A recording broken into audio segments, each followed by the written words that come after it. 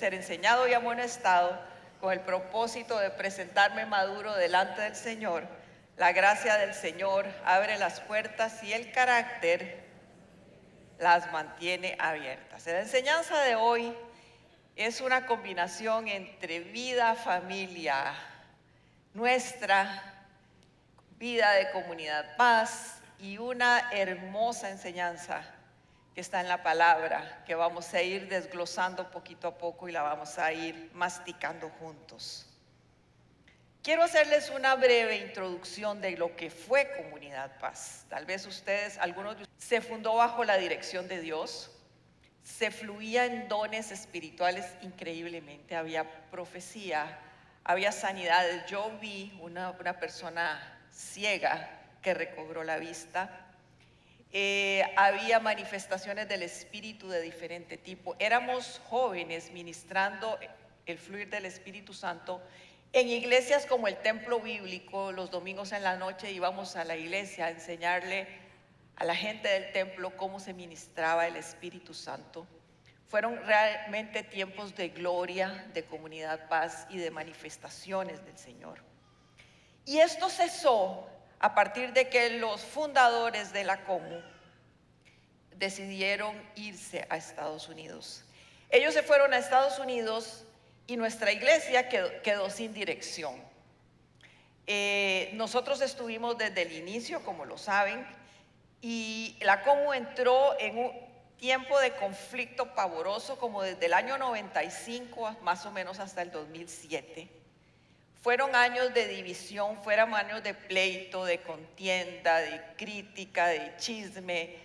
Fue algo pavoroso, la iglesia no tenía rumbo, se escogían pastores a dedo sin consultar al Señor. Después de haber tenido esa unción y esa presencia del Señor, realmente pasamos por tiempos muy, pero muy difíciles. Y la gran característica que había era que había chisme y división. Por eso somos tan drásticos en Comunidad Paz cuando se levanta un chisme o se provoca algo así, porque sabemos que eso nos destruye. Después de tener 750 personas, esta historia que les estoy contando es en Shoppers, donde está Shoppers hoy. Después de ser 750, terminamos siendo 250. Nosotros estábamos ahí todavía. Muchas de las personas que salieron nos preguntaban, ¿todavía están en la Comu? ¿Esa iglesia todavía existe? ¿Cómo siguen ustedes ahí? Eso es una iglesia muerta, desaparecida, porque la Comu, como fue referente al principio, después cuando cayó en esa crisis y en ese caos, nadie ni la mencionaba. En algunos casos, diría yo, era el hazmerreír de la gente. Nos criticaba por estar ahí. Algunas personas nos decían, déjenla morir ya cierren esa vara, cierren ese edificio y pongan un bar, una discoteca, lo que sea, pero ya ahí Comunidad Paz no tiene sentido. Algunos nos dijeron, ciérrenlo, véndanlo y vayan a poner una iglesia donde haya un poco más de recurso económico, en una zona donde hay más recurso económico, ¿verdad? Nadie la quería, todos se la tiraban uno a otro, yo no quiero eso, porque claro, había sido exitosísima y ahora era un verdadero desastre. Y estuvimos así como hasta el año 2007, sin que nadie la quisiera liderar. Los ancianos estaban de salida, nadie quería levantarlo. Pero ¿por qué les cuento esta historia? Porque vamos a dejarla ahí y después la voy a retomar. Y vamos a estudiar una porción de la palabra que es preciosa, que es linda, es una historia maravillosa, que empieza, digámoslo así, en Moisés. Cuando Moisés está en el monte Sinaí, Dios le da una serie de instrucciones para que se construya el tabernáculo. Recuerden, los que saben y los que no saben, el tabernáculo era como el templo portátil que Dios montó en el desierto mientras ellos caminaban y mientras no tenían un templo, ¿ok? Era el lugar donde se hacían los sacrificios y todo el culto religioso pasaba en ese tabernáculo. Era una tienda grande, una tienda de campaña dividida en 3 partes. Y en esa última parte era el lugar santísimo. Ahí moraba la presencia del Señor. Pero el Señor le define a Moisés absolutamente todos los detalles de cómo quería a detalle que fueran las cosas que iban a ver en ese tabernáculo. Telas, colores, acabados, revestimientos, diseños, tamaños. O sea, el tabernáculo lo construyeron exactamente como el Señor quiso, y cada mobiliario que había en los diferentes espacios era como el Señor lo había definido. Pero lo primero que el Señor le dijo a Moisés cómo hacerlo fue el arca del pacto, el arca del testimonio, el arca de Dios. Dios le dice a Moisés cómo quiere que sea esa arca. Esa arca, me pueden poner la imagen tal vez. Esa arca era más o menos así, ¿ok? Ese era el arca. El arca era el lugar donde Dios le dijo a Moisés: en él voy a manifestarme a ti, sobre ella voy a manifestarme a ti. Eso que tiene aquí son dos querubines. El arca medía 1,12 por 1,12 por 67 centímetros por 67 centímetros. No era grande, era una cosita como así, y como así de alta, así de ancha. No era grande, pero era el lugar donde moraba la presencia de Dios. Era el lugar donde el Señor se manifestaba y hablaba con Moisés. Pero sobre todo, y durante la historia de Israel, este arca empezó a cobrar importancia, digámoslo así, porque se volvió casi un arma de guerra. Los israelitos, cuando estaban en guerra con alguien, iban con el arca y por lo general tenían la victoria. Entonces era un arma de guerra, de batalla y de victoria. ¿Por qué? Porque la presencia del Señor moraba en ese lugar. Y no solo para los israelitas era un arma de guerra, sino que sus enemigos sabían que cuando ellos venían con el arca iban a tener problemas, porque la presencia de Dios moraba ahí. Esta arma era de victoria. Era lo que muchos anhelaban, tenerla en sí, para obtener la victoria. Pero para el pueblo de Israel, más que un arma de victoria, era la presencia de Dios. En una de tantas batallas que Israel tuvo contra los filisteos, el arca fue capturada por los filisteos. Ellos perdieron, los israelitas perdieron, y los filisteos capturaron el arca y se la llevaron para su templo. Interesantemente, cuando ellos se lo llevan, esa arca no es de bendición para ellos. Lean la historia, disfruten la historia. Está en 2 de Samuel, y no les voy a decir en qué capítulo para que tengan que leer toda 2 de Samuel. Y les va a encantar. Lean desde 1 de Samuel, ¿por qué no? ¿Verdad? Bueno, es preciosa, pero bueno, nosotros nos vamos a enfocar ahí. Y deciden poner la capturan en la batalla y la ponen en el templo de su Dios. Al día siguiente, el Dios de ellos amanece en el suelo, caído, ¿verdad? Esto me recuerda un paréntesis. Ahí una vez alquilamos una casa en la playa. Cuando entramos estaba toda llena de dioses indios, todo. Vishnu, que no sé qué, y yo entré en colapso, ¿verdad? Y dije, ¿qué voy a hacer aquí una semana con todo este viejerío que hay aquí, ¿verdad? Había a la par de la cama de Ale mío una estatua, o sea, como así, de un Dios, ¿verdad? Y yo decía, la sangre de Cristo, ¿qué voy a hacer? Entonces dije yo, no, yo tengo que quitarlo de aquí. A la par mía este señor no duerme. Y me lo llevé y lo escondí detrás de un biombo que había. Me dice Adrián, mi hijo mayor, le digo, lo quité porque me da mucho miedo que en la noche me despierte y vea esa cosa encima. Y me dice, peor va a ser haberlo movido y que te amanezca a la par. Y le digo, no, ahora sí se fregó el asunto. Bueno, pero eso es una cosa extra y que se me ocurrió contarles. Pues más o menos así les pasó. Llevaron el arca, llevaron el lugar, el mueble de bendición, pero para ellos fue enfermedades, se llenaron de tumores, hubo caos, hubo tragedias en el país, hasta que dijeron, la tuvieron 7 meses y dijeron, de esto nos tenemos que esto tenemos que devolverlo porque no nos sirve para nuestra vida. Pues en ese tiempo la cogieron, la mandaron en una carreta, lean la historia, léanla, y se la dejaron en la casa de un sacerdote que se llamaba Abinadab, y este señor la tuvo 20 años en la casa. Era sacerdote de Dios, ¿ok? Vamos a 2 de Samuel 6. Una vez más, David reunió los 30 batallones de soldados escogidos de Israel y con todo su ejército partió hacia Balá de Judá para trasladar de allí el arca de Dios sobre la que se invoca su nombre, el nombre del Señor Todopoderoso, que reina entre los querubines. Colocaron el arca de Dios en una carreta nueva, estos son los filisteos, y se la llevaron a la casa de Abinadab, que estaba situada en una colina. Usa y Ahío, hijos de Abinadab, guiaban la carreta nueva que llevaba el arca de Dios. Ahío iba delante del arca. Esta es la historia ya cuando está en la casa de Abinadab y 20 años después la llevan, la trasladan para Jerusalén, que David quiso trasladarla para Jerusalén, al lugar donde debía estar.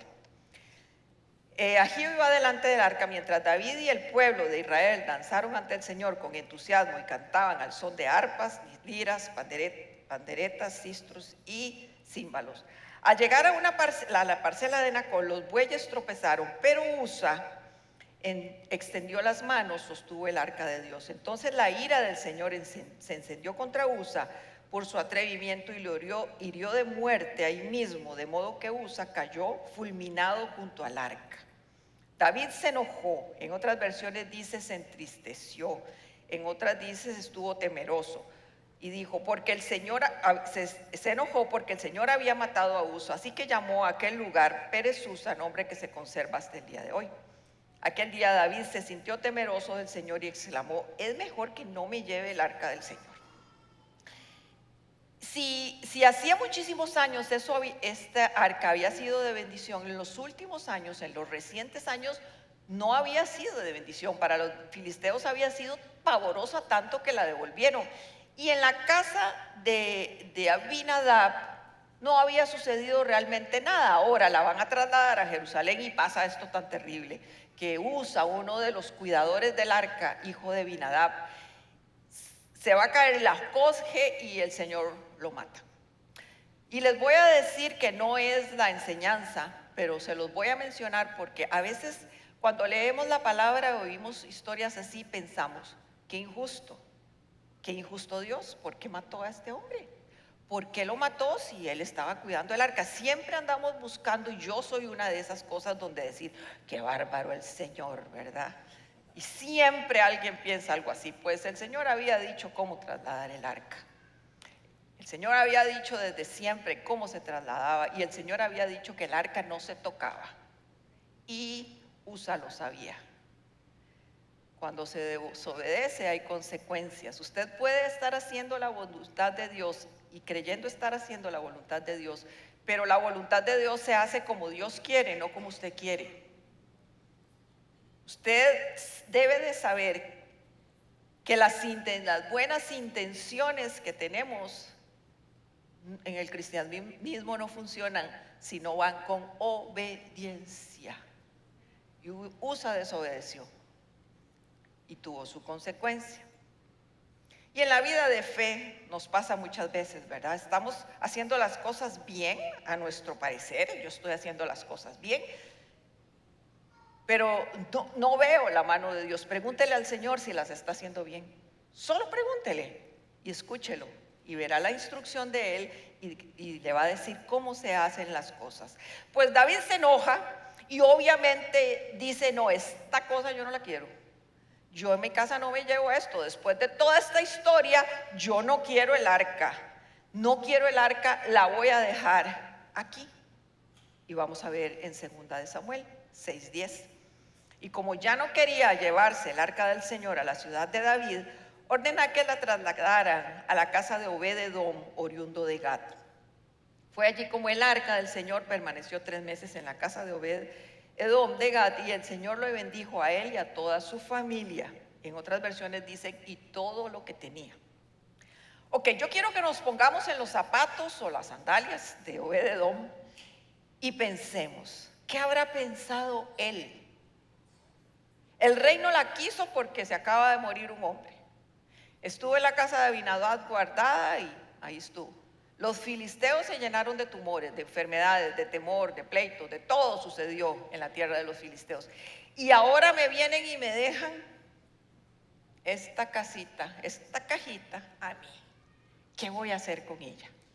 Porque uno a veces pasa por la palabra y pasa muy rápido. Se la dejaron y David decidió ponerla ahí y bien. No, hay que pensar qué pudo haber pasado con ese hombre. Quizá ese hombre no sabía, aunque era sacerdote, sabía que lo importancia que tenía, pero ¿qué hacía él? ¿Qué era su responsabilidad? ¿Qué tenía que hacer para llevar la presencia de Dios? Veamos, contrastemos ahora el arca de Dios en la casa de Abinadab y el arca de Dios en la casa de Obed-Edom. El arca de Dios en la casa de Abinadab no significó absolutamente nada. Dice, 20 años estuvo la presencia del Señor en la casa de Abinadab y no sucedió nada. 3 meses estuvo la misma cajita, la misma presencia, y su casa, su familia y todo lo que tenía fue bendecido. Realmente no se sabe qué no hizo Abinadab, no se sabe, pero algunos estudiosos dicen que primero creen que no valoró lo que eso significaba y lo tuvo en su casa tuvo su casa como un tiempo de bodegaje de aquello, como cuando tenemos un mueble en la casa que no sabemos dónde ponerlo, ¿verdad? Y uno dice, ay, no sé dónde poner esto, y lo pongo aquí, y lo cambio, y lo pongo allá, y lo cambio, y los esposos le dicen a uno, decidite dónde querés poner ese chunche, y uno, no sé, pues hasta en la bodega llegó a dar el mueble de nuestra casa, y aún así estorba. Pues seguramente Abinadab así la tenía. Se familiarizaron quizá con el arca y estuvo tanto tiempo donde ellos que le perdieron el respeto y le perdieron el significado que tenía por haberse familiarizado con ella. Ya no era la importancia de que era la presencia de Dios, sino que era cualquier cosa. Y muchas veces nos pasa. Ahora la presencia de Dios no está en el arca, es más, el arca no se sabe si existe. Indiana Jones nunca la encontró, creo. No sé si la encontró, seguro me dormí a mitad de la película. No se sabe, pero hoy la presencia de Dios, ¿a dónde está? En usted y en mí. Y nos hemos familiarizado con que esa presencia está en nosotros y hemos menospreciado el milagro impresionante de que Dios mora en cada uno de nosotros. Y entonces nos decimos, sí, Dios está en mí, pero ¿qué? Ya me acostumbré a que Dios esté en mi vida. Y nos pasa, a ver, a mí me ha pasado, me acostumbro a que Dios esté conmigo y ya no me maravillo día a día desde que sale el sol. Por eso las oraciones de la mañana me encantan, porque yo abro la ventana y empiezo a orar y veo, no crean que veo montañas y pastos verdes y flores, no veo una casa al frente de la mía, pero veo el cielo y me maravillo de que todos los días el Señor abre los cielos para verlos. Maravillémonos y dejemos de familiarizarnos y de acostumbrarnos con que Dios no solo está en nosotros, sino está con nosotros. Tenemos que acostumbrarnos no podemos acostumbrarnos a que Dios mora en usted y vivir la vida loca simplemente porque ya Dios está en mí y ya yo hago lo que me da la gana. Y voy a retomar una parte de la enseñanza que dio el doctor Villalobos hace unas semanas del hijo pródigo. Él se enfocó en el hijo menor. Yo me voy a enfocar en el hijo mayor, porque el hijo menor se fue, hizo todas las torerías que tuvo que hacer y volvió con el rabo entre las piernas, ¿verdad? Pero el hijo mayor olía más a chancho que el hijo menor, porque el hijo mayor estaba a la par de su padre, revestido de religiosidad, de rectitud. Y todo el mundo probablemente lo veía y decía, qué maravilla de muchacho, siempre fiel a su padre, con un corazón entregado a su papá y a sus bienes. Pero cuando sale lo que hay en ese hombre hay podredumbre. Y ese es un hombre religioso. Abinadab se había acostumbrado que la presencia de Dios vivía en la casa de él. Y se había revestido seguro de orgullo de saber que tenía ese mueble ahí. Sin embargo, en su corazón no había nada. Y no hubo nada en 20 años. Cuidado nosotros de que ha sido tan fácil. Y es tan fácil llegar al cielo. Es tan fácil. Solo una oración. Pero quede nuestra vida aquí con gozo, con paz, con alegría, con vida en abundancia. Tenemos que cuidarnos, tenemos que enfocarnos, tenemos que dejar de ver a Dios como un igual. En mi tiempo les comentábamos el otro día, en el tiempo nuestro, cuando éramos jóvenes y graciosos, a Dios le decían colochos. Yo siempre pensé, qué falta de respeto. Ni siquiera sabemos si era colocho. Pero le decían colochos porque aquí amigo, es socio mío. No, ¿qué es esto? El Señor es el Rey de Reyes, es el Señor de señores. Es el que creó el cielo y la tierra con una palabra. Solo dijo y fue hecho. No es uno igual a usted, perdone que le diga. Es su papá, sí, es su amigo, sí, es su hermano, coherederos somos con él, pero no es igual, como dicen, no todos somos iguales, no es igual. El respeto que se le debe al Señor es el respeto que solo se le debe a Él. Y llegamos a familiarizarnos tanto que dejan de pasar cosas en nuestras vidas. Mientras tanto, en la casa de Obed-Edom 3 meses y hubo bendición. Bendición para él, para su familia y para todo lo que tenía. Tampoco sabemos lo que hizo Obed-Edom, pero sí les puedo asegurar que Obed-Edom hizo lo que Dios había dicho que se hacía con el arca. Y no hizo lo que le dio la gana. Respetó la presencia del Señor. Y la palabra nos enseña que, bueno, no me voy a adelantar. Los estudiosos dicen que la actitud del corazón de Obed-Edom era otra completamente diferente a la de Abinadab. Sintámonos honrados de tenerla. Hay personas que en su casa son salvas, que su familia es salva, o que no son todos salvos, pero usted es salvo. Pero sus actitudes y sus intenciones son correctas. Y por eso el Señor parece que no está. Conozcámosle. A ver, usted no puede conocer al Señor viniendo una vez a la semana en la iglesia. Él es infinito. Ni leyendo todos los días la Biblia, pero por lo menos lo conocemos un poquito más. Tenemos que ser responsables con la presencia de quien mora en su corazón. Y tenemos que esforzarnos. En 3 meses versus 20 años. Estamos comportándonos como Abinadab, acostumbrados religiosamente, haciendo solo lo que hay que hacer, lo mínimo suficiente, o estamos trayendo la presencia de Dios en nuestras vidas, orando, buscando al Señor, clamando, valorándolo, honrándole, dándole la gloria, la honra y la alabanza. Volvamos a la historia de la Comu. Como les dije, la Comu era un caos bárbaro.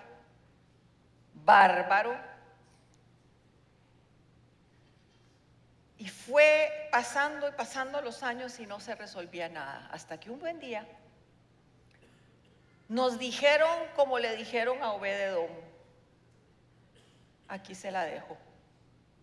Todos se fueron y nos dejaron la comunidad paz a Ale y a mí. Y a mi familia. Al igual que Obed-Edom, terror probablemente. ¿Qué hacemos con esto? Con esto que está destruido, con esto que no va para ningún lado. ¿Qué hay que hacer? ¿Qué no hay que hacer? En el 2017 decidimos tomar el pastorado de Comunidad Paz con 250 personas y sin mucho que hacer, la verdad, porque no había futuro de ningún tipo.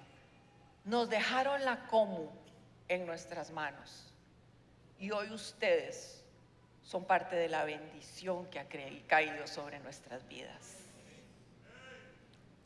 Tal vez para otros no fue bendición en esos 12, 15 años antes, pero desde el momento en que Comunidad Paz entró a nuestra casa, que siempre ha estado, ahora me decía Alejandro cuando veníamos bajando las gradas, me dijo, lo que otros odiaron, nosotros lo amamos. Lo tomamos con temor, sin saber lo que teníamos que hacer. Él abogado y yo ingeniera. Habíamos servido en la iglesia, sí, amábamos al Señor, amábamos la como la amamos hoy, pero no sabíamos qué hacer.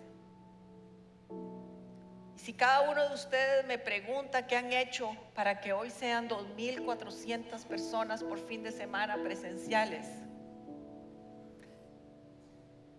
les digo, no sé. No sé qué hemos hecho.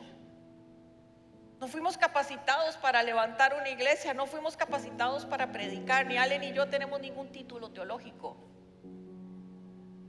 ¿Qué hicieron? No sé. Lo único que yo les puedo decir que sí hemos hecho es tener un corazón sincero y transparente delante del Señor. Es lo único.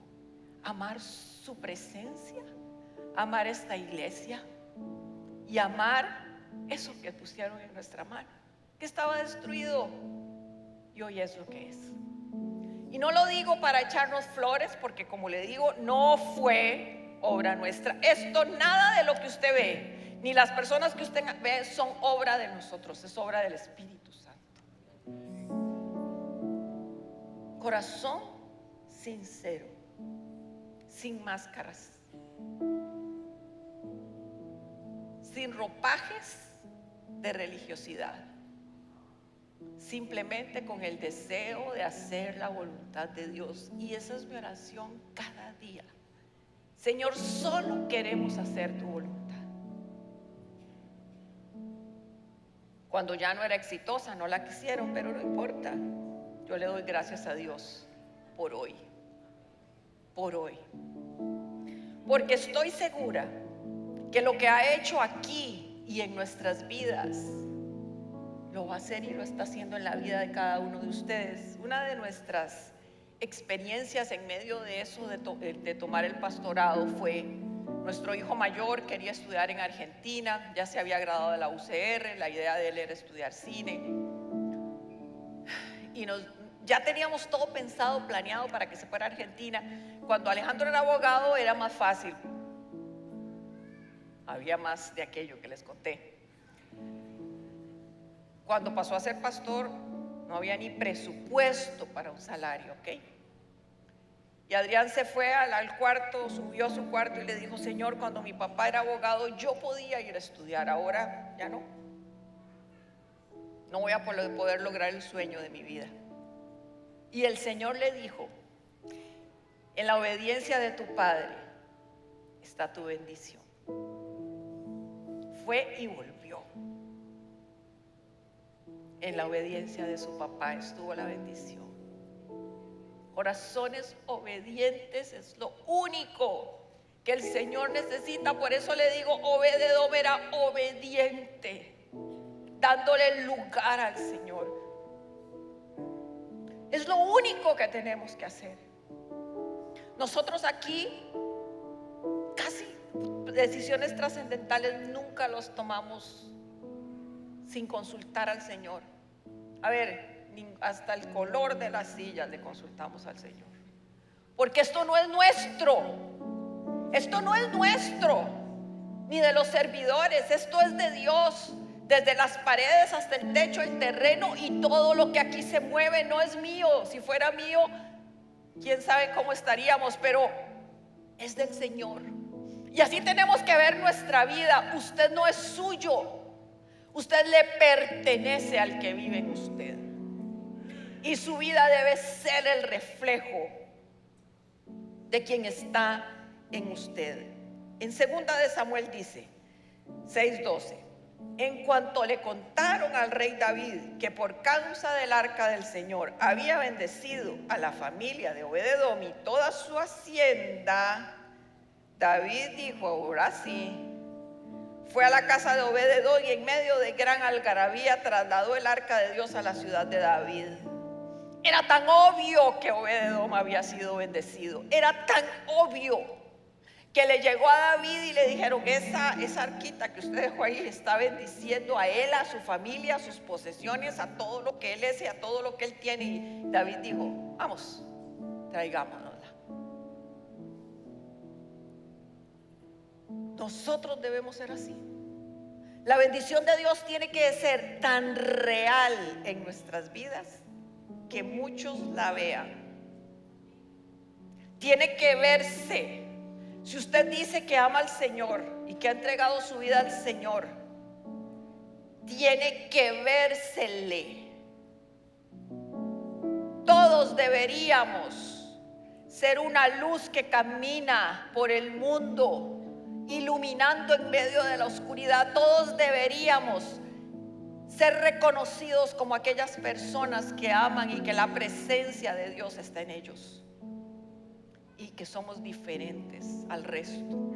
Obed-edom era diferente sacerdote y Abinadab sacerdote también, pero el corazón de él era diferente, el deseo de él era diferente.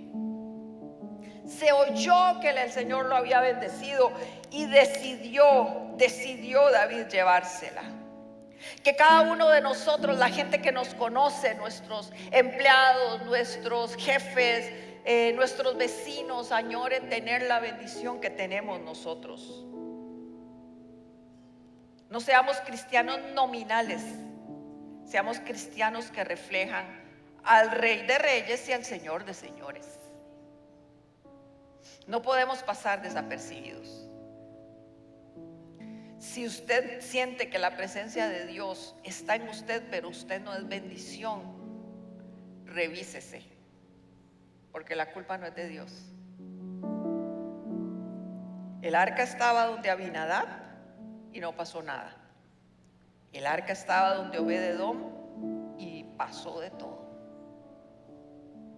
El común denominador, el arca.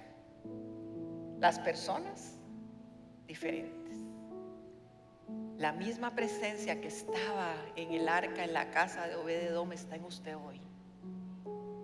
Está en usted hoy. Y así produjo bendición en él, con un corazón sincero. Nosotros deberíamos, cada uno de nosotros, tener esa bendición y que se vea la prosperidad, la bendición. Y no hablo de prosperidad económica, es parte, pero bendición de paz, de gozo, de confianza, de esperanza, de alegría, de dominio propio. Por eso vamos a tratar los frutos del Espíritu en los 7 días del ayuno, porque nosotros debemos reflejar el fruto de quien vive en nosotros. Trasladaron el arca a la ciudad de David y ahí fue bendición. Tenemos que revisar nuestra manera de vivir.